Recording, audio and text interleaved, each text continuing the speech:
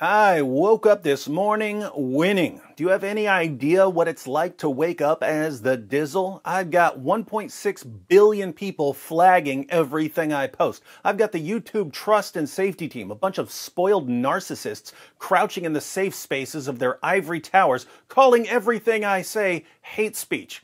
Every day when I log on to YouTube, I wonder if this is the day they'll finally ban me because they do that sort of thing. And yet, just keep winning. I don't know if I'll be winning tomorrow, but today I'm winning. A few weeks ago, I posted a video titled Secrets of the Quran featuring Sheikh Dr. Yasir Qadhi. It was just a bunch of clips of Yasir Qadhi saying that Muslims aren't ready to hear the truth about their book. And every time Yasir Qadhi said that the preservation of the Quran shouldn't be discussed in public, I had Jack Nicholson shout, "You can't handle the truth!" Because that's basically what Yasir Qadhi was saying. In response, Yasir Qadhi filed a false copyright complaint to YouTube. Maybe he thought I didn't know that I'm allowed to use those clips because of the fair use doctrine. Maybe he thought I just wouldn't be willing to go to court over this. Whatever the reason, Yasir Qadhi filed a false copyright complaint claiming that I was illegally using his footage. Fun fact, everyone, you're allowed to use clips of another person's video in order to criticize it. Sorry, Yasir Qadhi, but I ain't your dimmy. Never have been, never will be. Now, Yasir Qadhi is a scholar. He knows about fair use. Scholars rely on fair use whenever they quote someone else's work. But he filed a false copyright complaint anyway. Why? Well, this is a guy who will go to one group and say, so the Caliph Uthman standardized the copies of the Quran, and therefore from his time up until our time there has never been two copies of the Quran that are different even in one letter or one word, and this is because of the far-sightedness of the Caliph Uthman.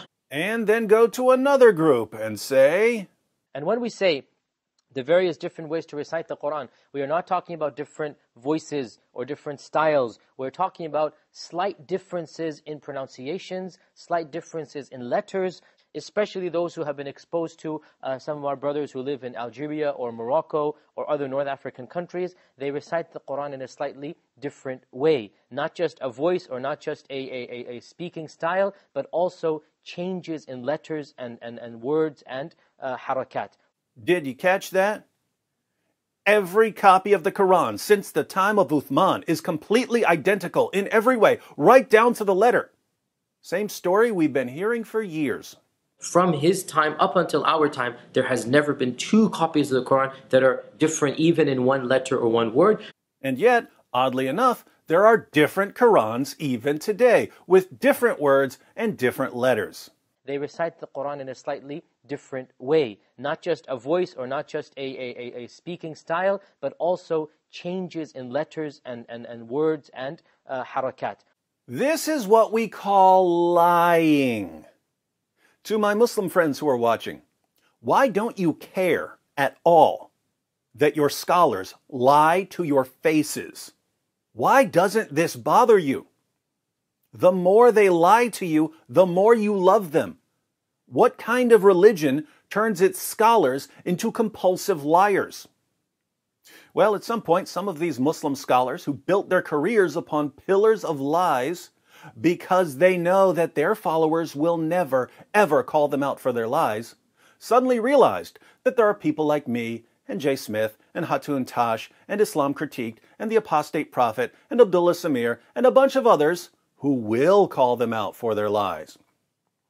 They now know that they can't keep going to one group of Muslims saying one thing and then going to another group of Muslims and saying something completely different, because we'll put the clips together and expose them as liars.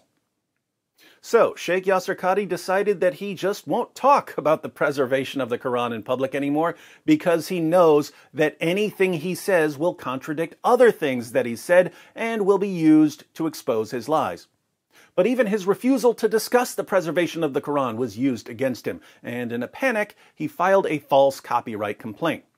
I submitted a counter notification and said that I'm willing to go to court over this, and this morning, YouTube said, "Dear Act 17 Apologetics, In accordance with the Digital Millennium Copyright Act, we've completed processing your counter notification. The following videos have been restored, unless you have deleted them. And that's the video that Yasir Qadhi had taken down. So, it's back up now. Winning. Yasir Qadhi lost. Unfortunately for him, this isn't over. When people pull dirty stunts like this, I suddenly come up with some special project. After Nabil died, I got hundreds of messages from Muslims saying, seeking Jesus, finding cancer. That gave me a burst of creative energy, and we put together the epic series, Islamicize Me. For my debate with Muhammad Hijab, Muslims made me agree to a bunch of rules, which they then violated over and over and over again during the debate. No problem. It gave me a burst of creative energy, and that's when Muhammad's Boom Boom Room was born. They get dirty, I take it out on their prophet. Then they get mad at me for going after their prophet, so they get dirty again, which makes me go after their prophet even more, which makes them even angrier, and so on. We've got an awesome feedback loop here, my friends. What sort of savage mockery awaits Yasir Qadhi's fake prophet? I think we might need to call Chris Hansen for an episode of To Catch a Prophet.